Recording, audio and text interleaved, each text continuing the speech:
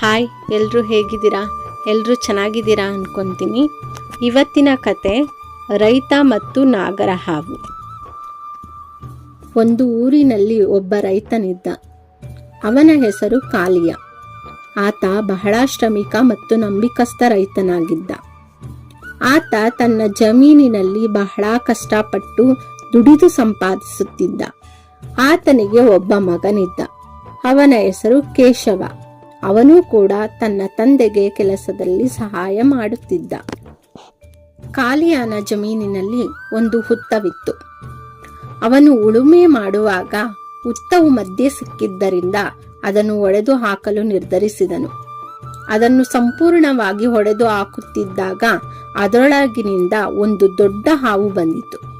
ಹಾವನ್ನು ಕಂಡ ಕೂಡಲೇ ಅದರ ಮುಂದೆ ತಲೆಬಾಗಿ ನಮಸ್ಕರಿಸಿ ಅದಕ್ಕೆ ಒಂದು ಬಟ್ಟಲ ತುಂಬ ಹಾಲನ್ನು ಕೊಟ್ಟು ತನ್ನ ಮನೆಯ ಕಡೆಗೆ ನಡೆದನು. ಮರುದಿನ ಕಾಳಿಯನು ಅಲ್ಲಿಗೆ ಬಂದಾಗ ಆ ತಟ್ಟೆಯಲ್ಲಿ ಒಂದು ಚಿನ್ನದ ನಾಣ್ಯವಿತ್ತು.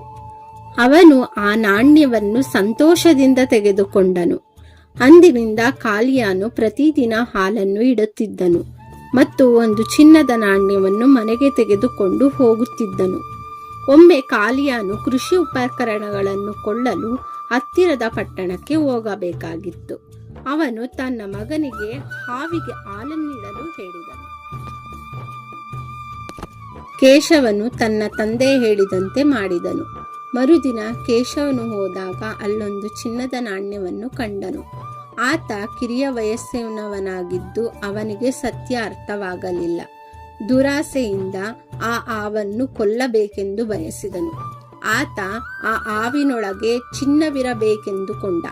ಕೇಶವನು ಹಾವನ್ನು ಕೊಲ್ಲಲು ದೊಡ್ಡ ದೊಣ್ಣೆಯನ್ನು ಎತ್ತಿಕೊಳ್ಳುತ್ತಿದ್ದಂತೆ ಹಾವು ಅವನನ್ನು ಕಚ್ಚಿ ಆತ ಸತ್ತು ಹೋದನು. ಕಾಳಿಯನು ಮನೆಗೆ ಹಿಂತಿರುಗಿದಾಗ ಅವನಿಗೆ ದುಃಖ ಕಾದಿತ್ತು. ಅವನು ತನ್ನ ಮಗನನ್ನು ಕಳೆದುಕೊಂಡಿದ್ದನು. ಅದೇ ಸಮಯಕ್ಕೆ ಹಾವಿನ ಬಗ್ಗೆಯೂ ಪಾಪ ಎನಿಸಿತು. ಆತ ಹಾವನ್ನು ಕಂಡಾಗ ಎಂದಿನಂತೆ ಅದಕ್ಕೆ ಹಾಲನ್ನು ನೀಡಿ, ನನ್ನ ಮಗನು ಮಾಡಿದ ತಪ್ಪಿಗೆ ಅವನನ್ನು ಕ್ಷಮಿಸು, ನನ್ನನ್ನು ಮುಂಚಿನಂತೆಯೇ ನಂಬು ಎಂದು ಪ್ರಾರ್ಥಿಸಿದನು. ನಿನಗೆ ಯಾರಿಂದಲೂ ಅಪಾಯವಾಗದಂತೆ ನಾನು ಕಾಪಾಡುತ್ತೇನೆ ಎಂದು ಹೇಳಿದನು. ಹಾವು ಬುಸುಗುಟ್ಟುತ್ತಾ ಹೇಳಿತು, ಕ್ಷಮಿಸು ಸ್ನೇಹಿತನೆ, ನಿನ್ನ ಮಗ ತಪ್ಪು ಮಾಡಿದ್ದನ್ನು ನಾನು ಮರೆಯಲಾರೆ. ಅಂತೆಯೇ ನಿನ್ನ ಮಗ ಸತ್ತಿದ್ದನ್ನೂ ನೀನು ಮರೆಯಲಾರೆ. ನಾವು ಬೇರೆ ಆಗೋಣ. ಇಂದಿನಿಂದ ನನ್ನನ್ನು ಹುಡುಕಬೇಡ ಎಂದು ಹೇಳಿ ಹೊರಟು ಹೋಯಿತು.